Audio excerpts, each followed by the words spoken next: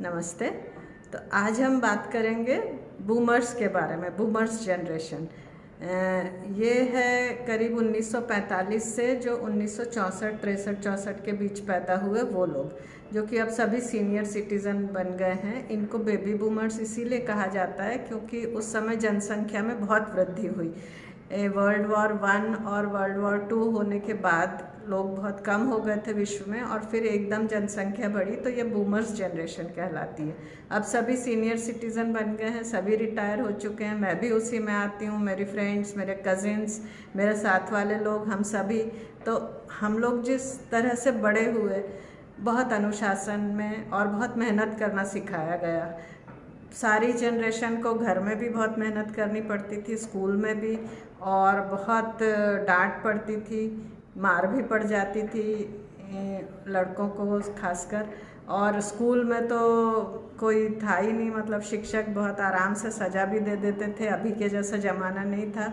तो बहुत अनुशासन प्रिय बन गए। समय का भी बहुत पाबंदी, 10 से 5 नौकरियां की, क्योंकि या जिन लोगों ने बिज़नेस किया उन्होंने भी बहुत अनुशासित रह के किया, तो एक आदत सी पड़ गई। और परिवार और समाज को लेके चलने की, वो क्या बोलेंगे, ये पसंद नहीं करेंगे, हमारे परिवार में ये नहीं होता, समाज में ये नहीं होता, यही सब बातें लेके बड़े हुए, जिससे अभी की जनरेशन परेशान भी है, लेकिन हम सब उसी तरह बड़े हुए हैं।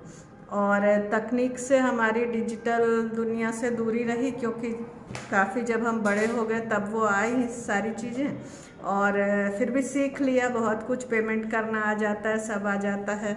और उस समय लेकिन बड़े बड़े कलाकार, बड़े बड़े फिल्मी कलाकार भी, साहित्यकार और नेता सभी पैदा हुए। आज भी वो लोग रूल कर रहे हैं पूरी दुनिया में, अमेरिका हो, चीन हो, अपना देश हो या कहीं भी। ज़्यादातर बूमर्स ही नेता हैं, बड़े शीर्ष पे वही बैठे हैं, वही सारी दुनिया के सब अभी भी डिसाइड कर रहे हैं। यंग लोगों को नहीं पसंद आता, युवा वर्ग को, फिर भी अभी दुनिया को चला रहे हैं।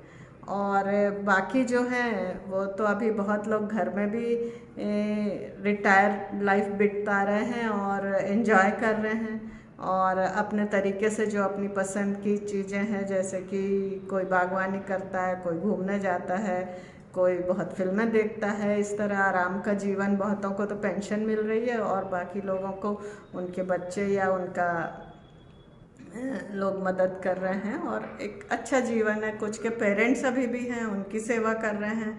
तो भी बूमर्स का लाइफ, मतलब हम लोगों का, हमको ऐसा लगता है बहुत संघर्षपूर्ण रहा।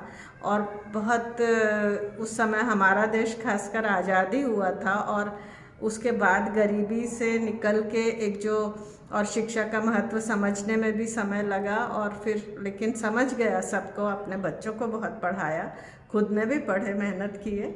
इस तरह हमारी पीढ़ी एक बहुत संघर्षशील पीढ़ी रही, ऐसा लगता है।